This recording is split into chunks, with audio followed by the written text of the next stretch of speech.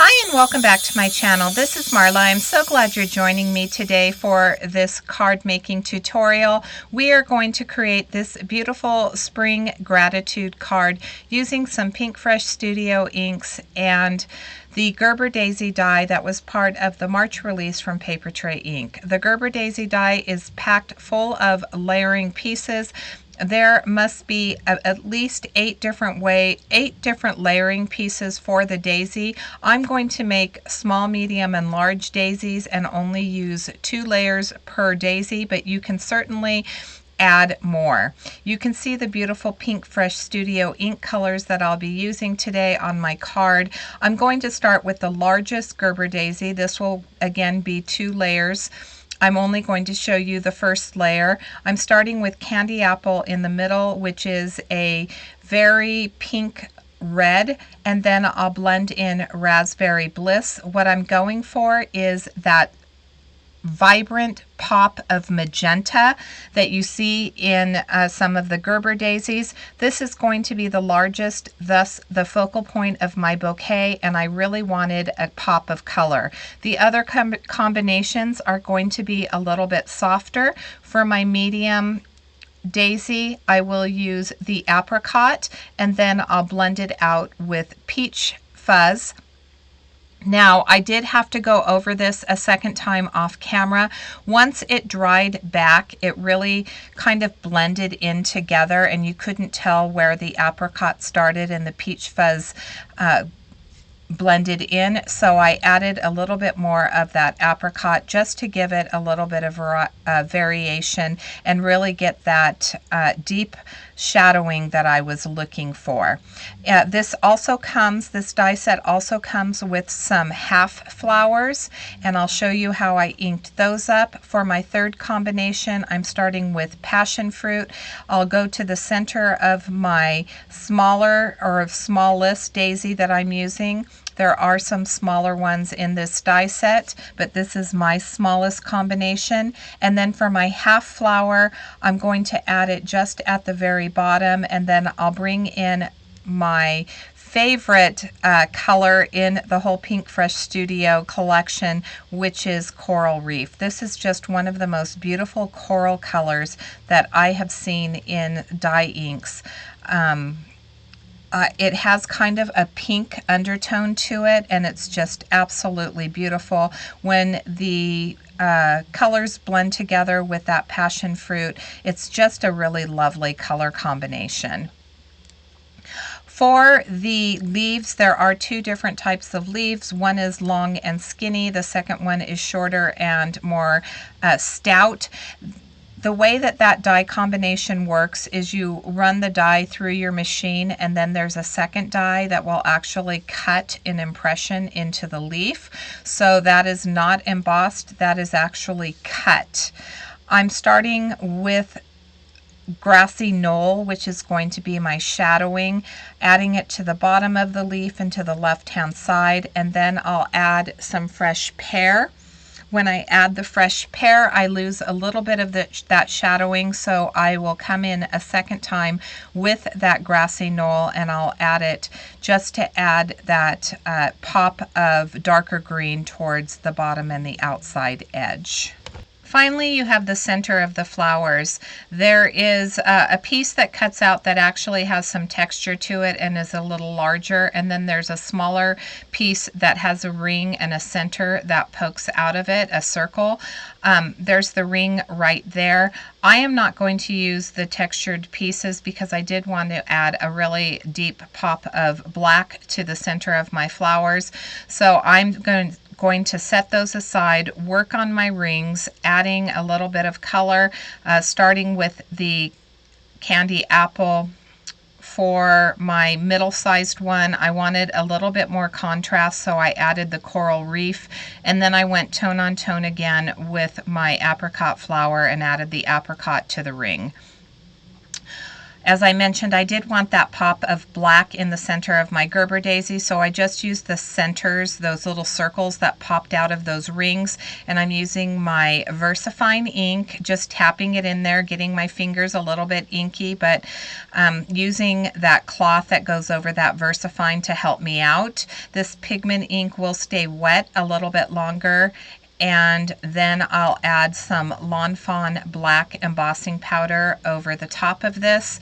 Heat up my heat tool for about 30 seconds, and once I do that, I will bring in my reverse tweezers to hold those little circles in place, and then I will heat and melt those circles. So I could have just did the ink coloring with the VersaFine ink, but I really wanted to have that little bit of shine, which is why I'm adding that Lawn Fawn embossing powder. Instead of black embossing powder, you certainly could just use clear since you already have the black ink, but I just wanted to make sure that I had really good coverage, and by using the black ink and the black embossing powder, that assured that there would be no white that would be showing. I'm doing this video a little bit differently. I thought that I would share the process with you on how I put my cards together, because this one actually took a little bit longer than most. I went back and forth with the way that I wanted to add the flowers to the front of my card, and I just thought that it would be interesting for you to see the process that I go through when I'm creating a card. I added a little piece of foam tape to the top layer of each of the daisies, and then I offset them with the bottom layer. I'm adding those rings to the large, small, and medium daisy, and then finally I will just slip those little black discs right inside, because they came from the center of those rings. They're going to just slide in nice and beautiful, and now you can see how that black really adds that pop to these daisies. The side flower does come with a piece that goes over the bottom portion of it. You'll see that in just a moment once I get this adhered together. And I colored that with the Grassy Knoll just for that pop of green. You certainly could add the pop of green to the rings on the daisies, and that would have added a lot of contrast. Instead, I went more tone on tone with the full-on daisies. Here is the Decorative Circles cover plate. I've cut it out of a 4 1/4 by 5 1/2 inch piece of white cardstock, and I'm going to adhere it to an A2 top folding card base. So I'm just adding a little bit of that art glitter glue, and I really wanted to create I liked the pattern in the background, something that was a little bit more subtle and clean, so that the colors for these flowers would really pop. As I mentioned, I really wanted to showcase the inks that I was using. So there is another die from Papertrey ink, and it is called Pansies, and I did die cut the stems that you see on the right hand side of the card from the Pansy die set. My initial thought when I was creating or thinking about creating this card was to create kind of like a bouquet. And once I put the bouquet together, then I was going to use a piece of twine and just add it as the bow to the bottom of the bouquet. But when I started to put this together, I'm starting with this half flower because I did want that half flower to be, I wanted some space between the half flower and this largest daisy to begin with. So I adhered the stem, and then I cut a smaller stem for my largest daisy. I have a couple of half flowers here that I'm adding into the bouquet, and then I'll add a few more of those stems. But by the time I get the stems in and I try to start adding those leaves, it starts to look very cluttered. And I'm telling you that I did work on this for probably about 40 minutes, just going through different ways, trying to make those stems for the flowers work.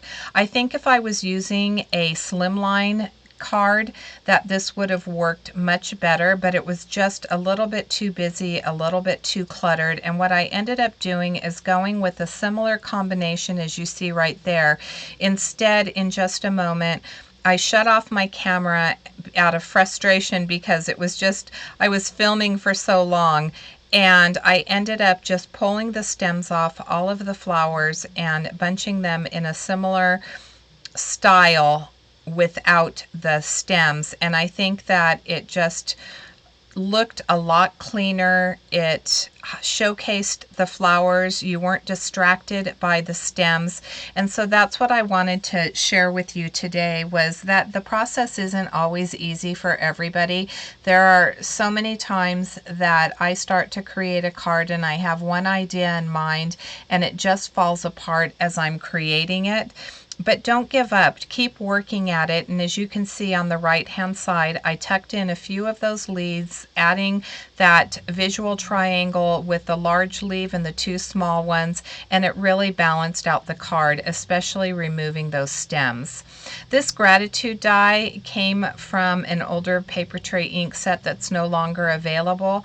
You can see that it's a little bit bunched at the bottom, so it's a little bit more crowded at the bottom. So what I'm going to do is I'm just going to start moving my dies up more towards the upper left hand corner to give that gratitude a little more space on the card and let it stand out a little bit more. And you could have used, or I could have used, some press and seal over the top of this and then started adding my glue so I didn't have to take everything apart. But I was pretty confident in the composition and thought that I could get everything tucked in and back together. For the gratitude die, I did color it with the raspberry Bliss on a piece of cardstock, and then I die cut it out. I die cut it out 2 more times using some white cardstock, and then I glued all 3 pieces together to give it that little bit of chipboard feel. I'm going to glue these last 2 pieces down, and then we'll start adding our sentiment to the card, and that will complete the card for today. So I want to thank you so much for joining me. All of the products that I've used will be linked in the description box below. This Papertrey ink Gerber Daisy die is fantastic if you like to layer flowers. As I mentioned, there's so many different combinations. This is just a 2-layer deep with a little bit of foam tape in between each of the layers. But if you go look at the website and see some of the cards the amazing designers for Papertrey ink created, you'll see how full these daisies can really be. I forgot to add the tittle to the word gratitude. I did put it on a Cricut mat so that I wouldn't lose it because it's so incredibly tiny.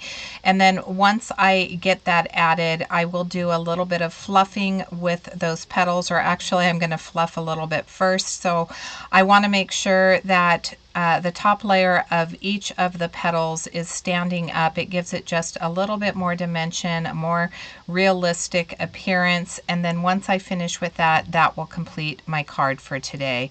I want to thank you so much, as I mentioned before, for stopping by. Please make sure to subscribe and ring the bell if you enjoyed this video. A big thumbs up really helps to get my videos out into the YouTube community. So if you could just take a few moments to give that thumbs up, I would greatly appreciate it. I will have an Oh-So Inspired video coming on the 20th, so look out for that video.